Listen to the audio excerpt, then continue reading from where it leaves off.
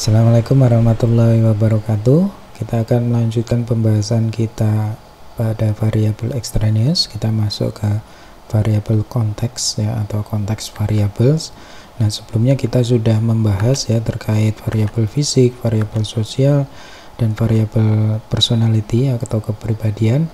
Nah, kita sampai ke poin terakhir ya, konteks variables ya, atau variabel konteks.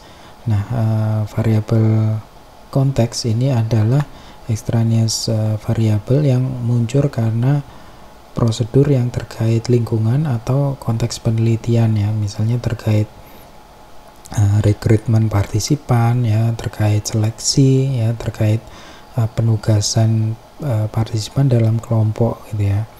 Nah, sebenarnya ini sangat mudah ya diatasi dengan perencanaan. Jadi kita rencanakan proses eksperimen itu dengan runut ya, yang memungkinkan tidak ada kondisi-kondisi yang akan mempengaruhi atau mengganggu ya jalannya eksperimen dan mengganggu hasilnya ya, hasil kesimpulan kausal. Nah, ada dua macam variabel konteks, yaitu ketika partisipan itu memilih eksperimen dan ketika eksperimenter yang memilih partisipan. Nah, kita akan membahas ini satu persatu. Nah, ketika partisipan itu memilih eksperimen itu judul dari eksperimen itu ya, jadi pengumuman mencari partisipan itu bisa menarik ya karakteristik partisipan tertentu gitu ya. Nah, kita bayangkan judul eksperimen video games itu dibandingkan eksperimen pengambilan keputusan, ketika kita menggunakan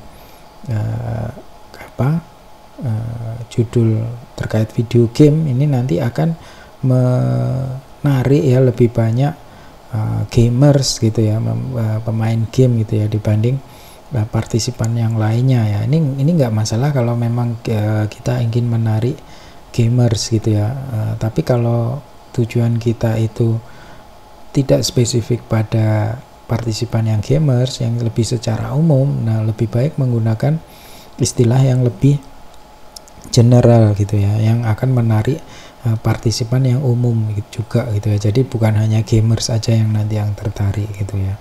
Nah, kondisi seperti ini itu yang dikatakan bisa mengantarkan pada sampling yang bias ya, atau bias sample gitu ya.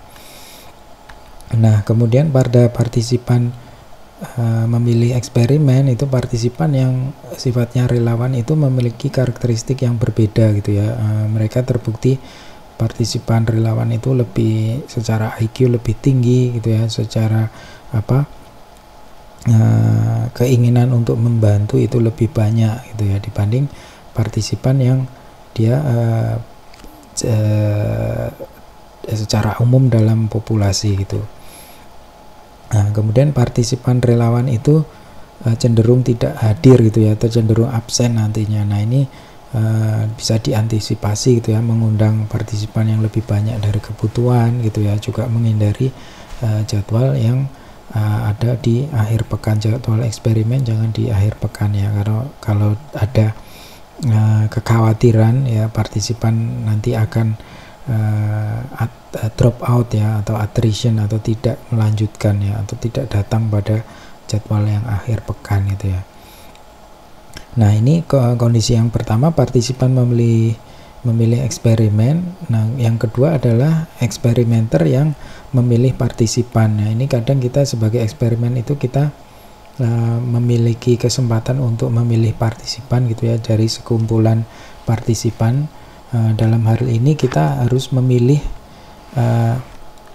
individu yang partisipan yang tidak kita kenal gitu ya, karena kekhawatirannya nanti perilaku teman ini